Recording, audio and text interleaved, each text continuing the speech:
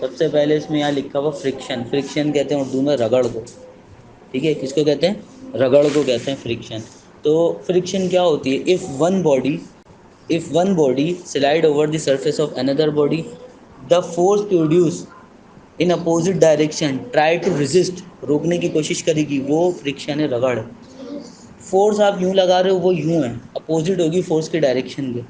If one body slide over the surface of another body, ابھی کوئی بھی body لے کے, یہ والی باڈی ہے, اس کے اوپر رکھ کے میں یوں ہی کروں, ٹھیک ہے, تو اس کے بیچ میں بھی رگڑ ہے.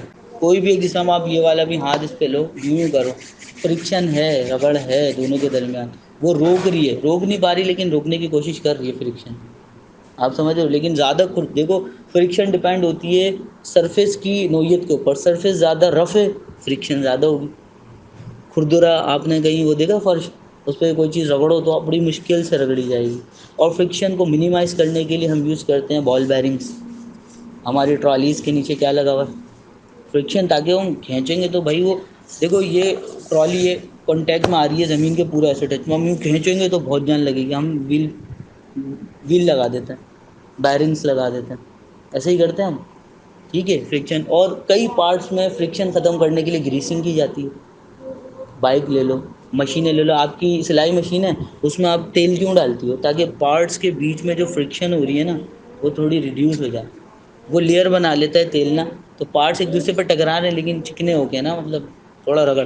رگڑ کا فائدہ یہ ہے, رگڑ کے فائدے کیا ہیں؟ Advantages and disadvantages of friction, یہ ہے. پہلے آپ کو فرکشن سمجھ میں آ گئی, ٹھیک ہے. اس کے بعد جو ہے نا, اس کے فارمولا بھی ہوتا ہے, فزکس میں ہم بات کریں گے, کیونکہ اس کے نومیریکل بھی آئیں گے, پیپر میں بھی آئیں گے.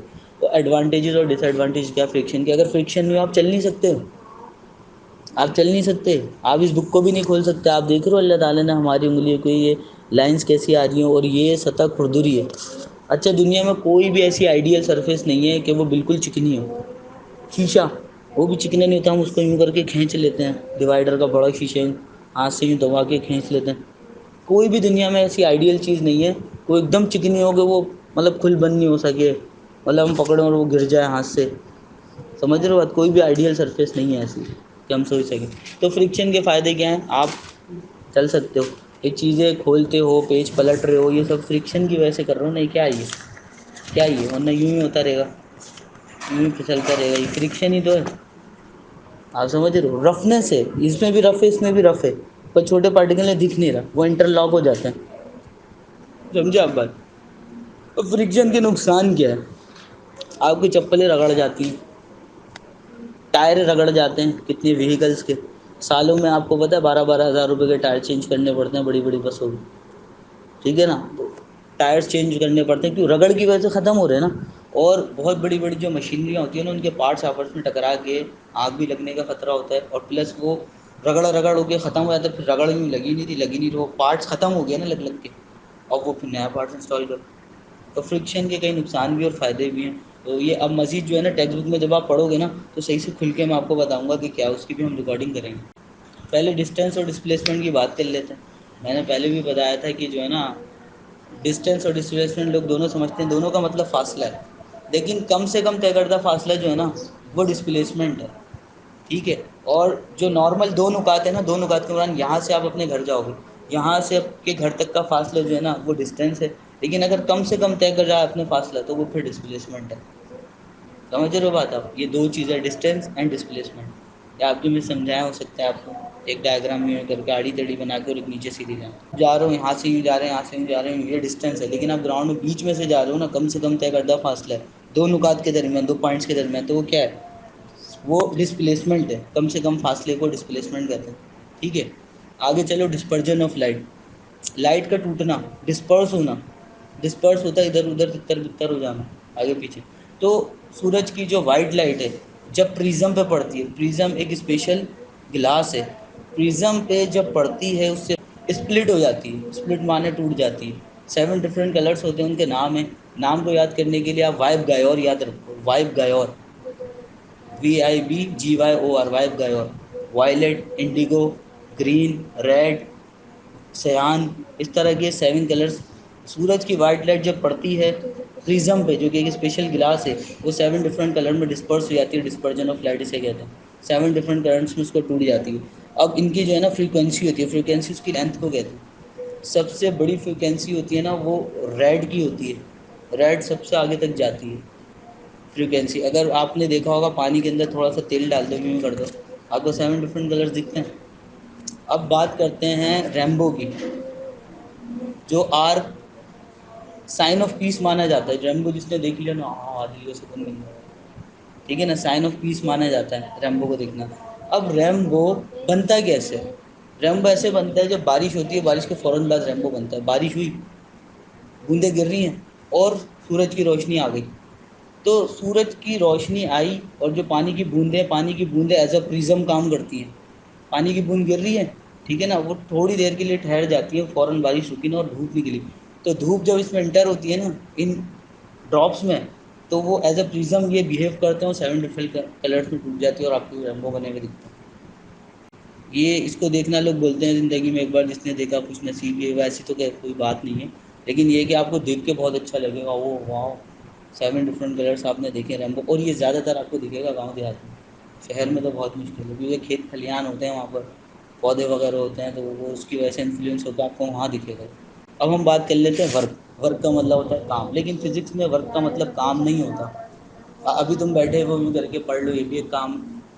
تم لیٹے ہو، یہ بھی ایک کام ہے. تم کھا رہے ہو، کام ہے. فزکس میں یہ کام نہیں ہوتا.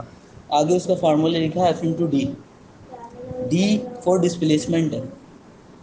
ڈی فور ڈسٹینس بھی آپ سمجھ سکتے ہو، ڈی فور ڈسپلیسمنٹ بھی. اگر کسی باڈی پہ فورس لگائی جائے، اگر کسی آبجیکٹ پہ فورس لگائی جائے اور وہ کچھ راستہ پار کر لے، کچھ فاصلہ طے کر لے، وہ فزکس میں ورک ہے. یہ نہیں میں بیٹھا ہوا ہوں کھا رہا ہوں ورک ہے سر کام. فزکس میں یہ ورک نہیں ہوتا. ورک کیا ہوتا ہے؟ اگر کسی باڈی پہ کسی آبجیکٹ پہ فورس لگائی جائے، ٹھیک ہے، اور وہ کچھ فاصلہ طے کر لے، کورڈ سم ڈسٹینس، ٹھیک ہے، اس کے بعد سمجھ لو کہ وہ کیا ہو گیا، وہ ورک ہے. ورک کا فارمولا ہے F × D. اس کو یہ کہا جاتا ہے F × D، force multiply displacement. ٹھیک ہے، یہ اس کا فارمولا ہے. اس کے بعد اب یہ پاسکل کا ایک لا ہے، ایک آرشی میتھس کا پرنسپل ہے. آرشی میتھس کا پرنسپل جاننا آپ کے لیے بہت ضروری ہے، وہ پیپر میں مست آتا ہے. ٹھیک ہے نا. اور یہ پاسکل کا لا بھی بارہا آتا رہا ہے. میں بتاتے چلتا ہوں پاسکل کا لا کیا ہے. پاسکل کا لا یہ کہتا ہے، آپ کے فزکس کی بک میں جو ہے نا ٹیوب بنی ہوئی ہوگی، ایک دکھائی ہوئی ہوگی، ڈھونڈو اگر پاسکل کا لا کہیں بھی مل جائے، تم ڈھونڈو جب تک کے. پاسکل کے لا میں یہ ہے کہ انہوں نے نا ویسلز بنائی ہوئی. ایک کنٹینر ہے، اس کنٹینر کے یہاں پسٹن ہے. پسٹن ایئر ٹائٹ ہوتا ہے. پسٹن ہے، وہ آگے پیچھے موو کر سکتا ہے. پسٹن ہے، یہاں بھی پسٹن ہے، یہاں بھی پسٹن ہے، یہاں بھی پسٹن ہے. ایک کنٹینر کے چاروں طرف پسٹن ہے. ٹھیک ہے. اب انہوں نے ایک پسٹن کو پش کیا نا، تینوں پسٹن برابر سے پیچھے ہوئے. کیا بولا؟ ابھی میں نے اس کو پش کیا، یہ والا ہو جاتا نہیں، وہ یہ بھی اتنا ہی پیچھے ہوا، یہ بھی اتنا ہی پیچھے ہوا، یہ بھی اتنا پیچھے ہوا. تو پاسکل کا لا یہی ہے کہ اگر کسی ٹیوب کے اندر پسٹنس لگے ہوئے یا لکوڈ پہ اگر ہم پریشر ڈالیں، کیا لکوڈ پہ اگر ہم پریشر ڈالیں تو وہ ایکولی ٹرانسمٹ ہوتا ہے آل ڈائریکشنس میں. ایکولی ٹرانسمٹ ہوتا ہے آل ڈائریکشنس میں. سارے ڈائریکشن میں پریشر گیا لیکن ایکولی جائے گا. یہ پاسکل کا لا ہے. آپ یہ مائنڈ بنا لو، یہ ریکارڈنگ اپنے پاس رکھنا. جب مس سکھائیں تو آپ یہ مائنڈ میں رکھنا اپنے. ٹھیک ہے. اس کے بعد آپ کو یہ ساری چیزیں سمجھ میں آ جائیں گی. اگر مس سمجھا نہیں سمجھ میں آیا، گھر پہ آ کے ٹیکسٹ بک کھول کے صرف یہ ریکارڈنگ آپ سنو گے، گارنٹی ہے آپ کو پاسکل کا لا سمجھ میں آ جائے گا. آرشی میتھس کا پرنسپل تھوڑا سمجھنا آپ کے لیے تھوڑا مشکل ہے، لیکن ناممکن نہیں ہے. آرشی میتھس یہ کہتا ہے، اور اس کی ساری جو کانٹیکس میں ساری چیزیں لکھی ہوئی ہیں نا، جو آپ کی بک کے اندر لکھی ہیں اوریجنل، وہ الفاظ میں یوز کرنے والا ہوں. آرشی میتھس کا پرنسپل پتہ ہے کیا کہتا ہے؟ When a body is immerse in liquid wholly اور پارشلی. صحیح ہے. وہ کہتا ہے کہ اگر کوئی آبجیکٹ ہے وہ پانی میں گرا ہے، امرس ہوا ہے، ڈوبا ہے. ٹھیک ہے. اب جب کوئی بھی باڈی ہوگی نا پانی میں جب گرے گی نا، تو وہ پانی ڈسپلیس کرے گی، پانی ہٹائے گی. ڈسپلیس کا مطلب پلیس تھی، ڈس کر دی، ہٹا دی. ٹھیک ہے نا. ڈسپلیس کرے گی، ہٹائے گی. کتنا جتنا اس کا ویٹ ہے ہٹائے گی، اپنی جگہ بنائے گی نا. ایک ٹب لو آپ، ایک بال لو تھوڑی بھاری سی، آپ اس کو زور سے پھینکو، وہ پانی ڈسپلیس کرے گی. اگر ہائی ریزولیوشن کیمرہ سلو کر کے آپ دیکھو، پانی ڈسپلیس کرے گی. اب کیا ہوگا، جو آپ نے بال یوں کر کے ماری، ایک گہری سی آپ نے بالٹی لی، تھوڑی اونچی سی، اتنی پانی بھرا، زور سے ماری، وہ پہلے نیچے جائے گی تھوڑی دیر کے لیے، پانی ڈسپرس، اگر اوپر رہی سرفیس تو ڈسپرس کرے گی. ٹھیک ہے نا.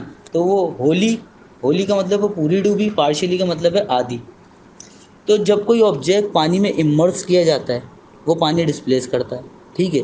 اب وہ پانی میں تھوڑی دیر کے لیے نیچے جائے گی، یوں کر کے اچھال کی قوت لگے گی، اس کو کہتے ہیں اپ تھرس یا باؤنسی فورس، اچھال کی قوت۔ وہ بال آپ کو ہوتا ہے نا بند، آپ زور سے مارو نیچے جائے گی اوپر آئے گی، جتنا ایکشن کیا اتنا ہی ریئیکشن سے اوپر آئے گی، اس پہ اچھال کی قوت لگے گی، کیا کہتے ہیں باؤنسی فورس یا پھر اپ تھرس فورس، اچھال کی قوت۔ اب وہ اچھال کی قوت کس کے برابر ہے؟ جتنا پانی اس نے ڈسپرس کیا ہے نا، ڈسپلیس کیا ہے، اس کو لو آپ اس کو کنورٹ کرو فورس میں، وہ اتنی اس کو اچھال کی قوت لگی ہے۔ یہ آرشیمیدس کا پرنسپل۔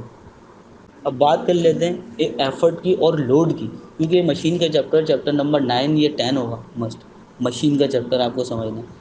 مشین کیا ہوتی ہے؟ سب سے پہلا سوال عامر خان سے پوچھا گیا تھا 3 ایڈیٹ میں، ٹھیک ہے نا، اس نے بتایا تو سر سمجھ نہیں پائے تھے، سر نے بولا پوری لمبی ڈیفینیشن بتاؤ تو سمجھ آئے گا۔ اس نے زپ کی مثال دی، وہ بھی ایک سمپل مشین ہے۔ پین ہے، ایک مشین ہے۔ ہر وہ چیز انسان کا کام کرے جلد سے جلد، انسان کا ٹائم بچائے اور اس میں کنوینئنٹ، ٹھیک ہے، اس کے لیے آسانی پیدا کرے، مناسب ہو، وہ مشین ہے، ٹھیک ہے۔ پھر اس میں فردر ڈویژن ہے کہ کمپلیکس مشین ہے یا کون سی مشین ہے، لیکن وہ مشین ہے، بیسک کیٹیگری وہ مشین ہے۔ کمپیوٹر کیا ہے؟ مشین ہے۔ یہ پنکھا کیا ہے؟ طرح کی مشین ہے، الیکٹرانک ہے، کوئی الیکٹریکل ہے، ٹھیک ہے نا، مشین ہے۔ ہر وہ چیز جو انسان کے کام ہے، اس کا وقت بچائے، آسانی پیدا کرے، وہ مشین۔ اب مشین کو جو کام دیا جاتا ہے نا، مشین پہ جو چیز لگائی جاتی ہے، جیسے میں نے بجلی دی اس کو کمپیوٹر کو، تو اس پہ میں نے ایفرٹ لگایا ہے۔ یہ لازمی نہیں ایفرٹ اس کو کہتے ہیں میں نے ایفرٹ لگایا، ایفرٹ کوشش کو بھی کہتے ہیں۔ ہم نے اس کو چلانے کی کوشش کری ہے، ہم نے اس کو الیکٹریسٹی دی۔ مشین پہ جو ہم ایفرٹ لگا رہے ہیں نا، تو وہ اس کی وجہ سے وہ آن ہوتی ہے، صحیح ہے۔ تو مشین کو آن کرنے کے لیے جو چیز ہم لگا رہے ہیں نا، کوشش کر رہے ہیں کہ آن ہو جائے، وہ ایفرٹ ہوتی ہے، ٹھیک ہے نا۔ اور جو لوڈ ہوتا ہے نا، اب مشین کو ہم نے بجلی دی، اب وہ آن ہوگی، وہ کام کر رہی ہے، تو اس نے لوڈ اٹھایا نا۔ اب اس کی مثال آپ کو بتاتا ہوں، یہ چھت ڈل رہی ہوتی ہے، یہ آپ کے پاس ایک پلی ہوتا ہے، لیور ہوتا ہے، وہ کیا کرتا ہے؟ یوں کرتا ہے، وہ ایفرٹ لگاتا ہے، وہاں سے لوڈ اٹھتا ہے، ایفرٹ لگاتا ہے، لوڈ اٹھتا ہے۔ اچھا، اس کے ساتھ ساتھ میں آپ کو ایک اور چیز بتاتے چلوں، لیور ایک ریجڈ بار ہوتی ہے، لیور۔ یہ لیور کیا ہے؟ کار میں کیا ہوتا ہے؟ گیئر ڈالنے کا لیور ہوتا ہے، ٹھیک ہے۔ لیور کی 3 کائنڈس ہوتی ہیں، کائنڈس اس کی بیسڈ ہے اس کے فلکرم پہ۔ فلکرم کیا ہوتا ہے؟ وہ پوائنٹ ہوتا ہے جس پہ وہ روٹیٹ کرتا ہے، فلکرم۔ اب جیسے سیسا آپ نے جھولا دیکھا، وہ یہاں سے یوں، یہاں سے یوں ہو رہا ہے، بیچ میں اس کے وہ جو ٹرائنگل چھوٹا سا رکھا ہوا نا، وہ فلکرم ہے، آپ سمجھ رہے ہو؟ وہ فلکرم ہے۔ اور سیسا اس بیس پہ بنا ہوا ہوتا ہے کہ ایک طرف کی پٹی اس کی چھوٹی ہوتی ہے، ایک طرف کی بڑی ہوتی ہے۔ آپ پتلا موٹا بٹھاؤ نہیں بٹھاؤ، سیسا ہوگا۔ لوگ سوچتے ہیں نا ایک جگہ موٹا بٹھاؤ ایک جگہ پتلا بٹھاؤ تو وہ سیسا کا وہ چلے گا، نہیں۔ انہوں نے پٹی ایک جگہ کی پتلی ہے، کم ہے، اور ایک جگہ کی زیادہ ہے، لمبی قریب ہے اس کی لینتھ، تو آپ بٹھاؤ یوں یوں ہوگا، ٹھیک ہے۔ سیم والے بٹھاؤ گے تب بھی ہوگا، پر تھوڑا ہوگا نا۔ اور زیادہ موٹا کوئی بٹھا دے، کوئی زیادہ اسی کی طرف ہی جاتے رہے گا، وہ تو اس کا لوڈ نہیں اٹھا پائے گا نا۔ تو آپ سمجھے، فلکرم کی بیس پہ جو ہے نا، وہ لیور کی 3 کائنڈس، اور یہ موسٹ امپورٹنٹ ہے، پیپر میں آتی ہے ہر سال بورڈ کے، یہ میں آپ کو بتا رہا ہوں۔ یہ وہ ٹاپکس ہیں جو سدا بہار ٹاپکس ہیں، سدا بہار وہ ہوتے ہیں جو ہمیشہ ہوتے ہیں، سدا بہار کا پودا دیکھا نا، وہ ہمیشہ رہتا ہے، یہ سدا بہار ٹاپکس۔ اب ان پٹ اور آؤٹ پٹ، مشین کو جو دیا جاتا ہے کام وہ ان پٹ ہوتا ہے، اور مشین جو ہمیں دیتی ہے وہ آؤٹ پٹ ہوتا ہے۔